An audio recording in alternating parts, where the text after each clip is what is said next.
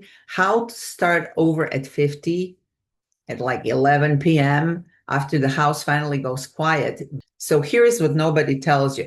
Most women don't fail at reinventing themselves because they like ideas. They fail because they're trying to build a new life using an old rule book, an old playbook. Wait until you feel ready. Wait until the kids are older. Wait until the right time. That rule book was written for a version of you that doesn't exist anymore. You are over 45, in your 50s, maybe in your 60s. You're not taking BS anymore. You're not buying into stuff anymore. You are wiser than that, right? So waiting for certainty isn't patience. It's a trap. Think about it like this. Nobody gets an eviction notice from their old life and calls it a crisis. They call it a deadline. And that's what midlife actually is. It's not a crisis. It's your life telling you plainly that the old container doesn't fit anymore because you have grown.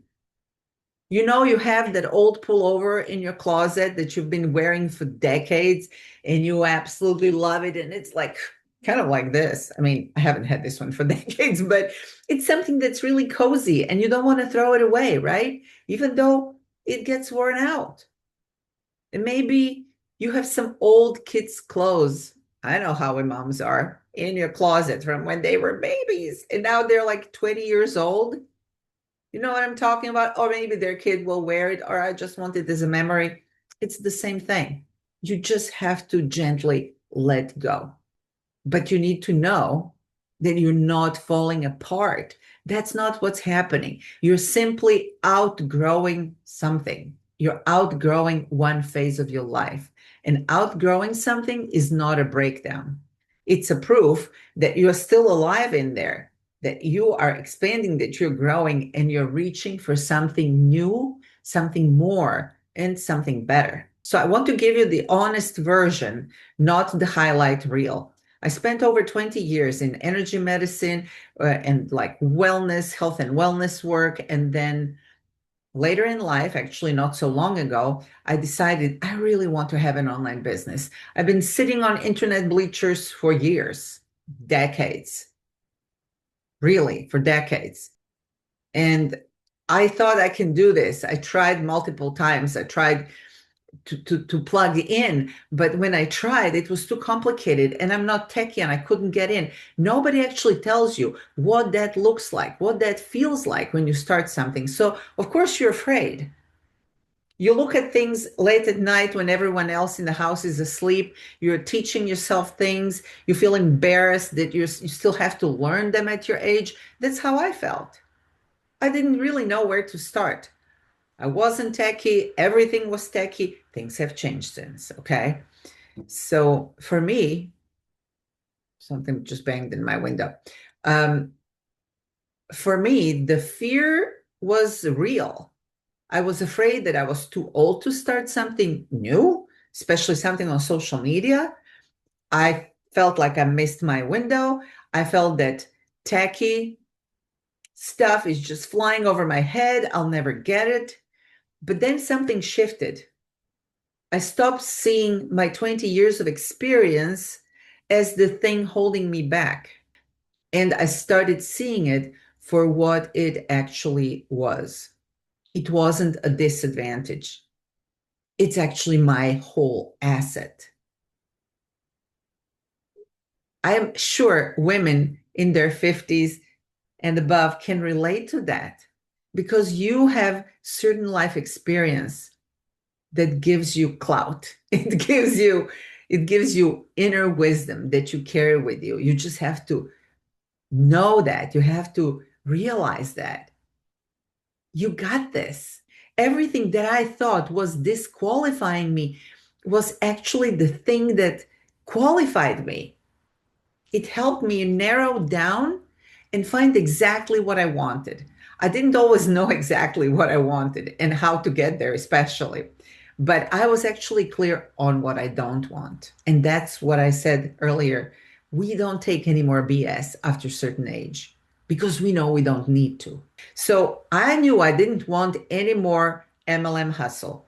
I didn't want to work all day long. I didn't want to be on whenever somebody calls me, DMs me, whatever is going on. And I didn't want small commissions. I didn't want to trade time for money. I wanted to be able to afford any supplement I want. Doesn't matter what it is. I wanted to be able to travel when I want to. I wanted my freedom. That's what I wanted.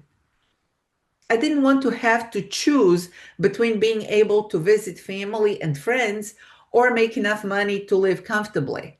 I wanted to have money rolling in on a monthly basis every month, just like I have bills coming in every month.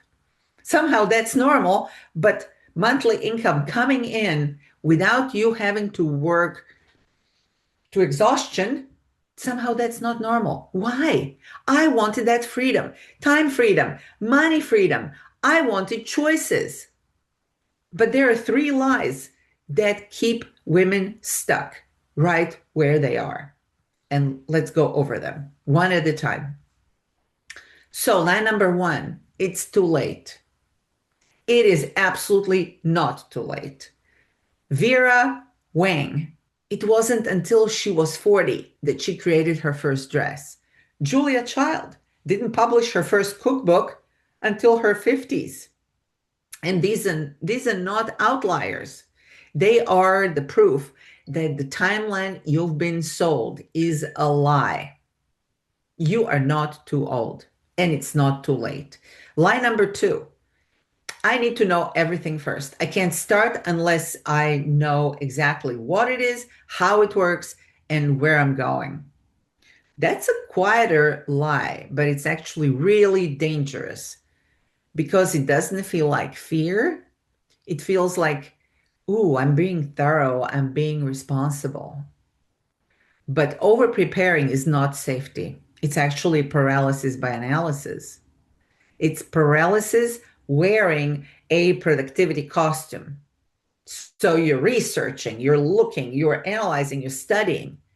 You know, you can go to college and do that. For 3 or 4 years, you will create debt. You will not create any income. That's how that works. That's why I love programs where you can learn and then you go do, and then you learn and you go do. And when you're doing it, that's where you create income. That's where you create change. So, no, you don't need to be over analyzing. You can research for another year and still know less than you would from actual, real, hands on 1 week of doing. I'm not kidding you. Line number three, starting over means that I'm starting from zero. So not true. So not true. You're not starting from zero. You're carrying 20, 30 years of skills, instincts, lived experience into this new chapter. You're not newborn baby starting going from school. Realize that you have all these years of experience. Nobody who has raised a family, run a household, survived what you survived is starting from zero. You are starting from everything you already are. Does that make sense? So here is the real concrete first move. You don't need a business plan. You don't need a logo. You don't need a perfect website. That drives me nuts when somebody gets in business and they get a website. Website is like a real estate in the middle of the desert. That's kind of what it is. And there is not even a road leading to it. All you need is a small offer. You build around a skill that you already have. You put it in front of 10 real people this week, and that's it. That's your whole first step. I'm serious. It's that simple. So smallness beats perfection. Speed beats certainty. A messy offer in front of 10 real human eyeballs, 10 pairs of human eyeballs in front of 10 real humans. A messy offer in front of 10 real humans will teach you way more than 6 months of planning in private. You know, there are so many people who go to college and they know everything theoretically. When they have to start practicing, they have to basically learn from somebody who's already doing it because they know theory, why, but they don't have practical experience. And you do because you will start with those skills that you already have. So stop waiting. You don't have to have it all figured out. Let's name your fear directly because pretending it's not there does not help you. I know what you're afraid of. You are afraid of the fact that people may judge you. What if I fail publicly at this age in front of everyone who's watching? Maybe my parents, my siblings, my friends, they're all watching me online. Here's the truth.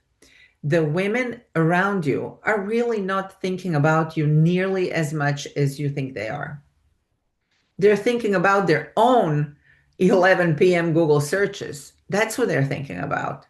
You know, we often make that mistake thinking that other people are focused on us. They're not. They may be for 3 minutes, 5 minutes, an hour, a day at max. I don't know who thinks about other people's problems for a whole day. Seriously, do you? You don't. So the only risk isn't putting yourself out there and getting it wrong. The only risk is staying in the version of your life that already isn't working. Because if it was, you wouldn't be still here listening to me. The next video will walk you through how to find that one small offer, even if you have no idea yet what you're good at. Okay, you don't need to know that. We'll help you figure it out. Subscribe so you don't miss it. And before you go, drop a comment below and let me know what's that one small step that you're taking this week. I'll see you in the next video, and I will put in the comments a link to my community. It's called Women Who Dare. And I don't know in what area of life you want to dare, but I say dare and go for all of it. Freedom in all areas of your life and make it exactly as you want it because you got this. I'm looking forward to meeting you, and I'll see you on the next one.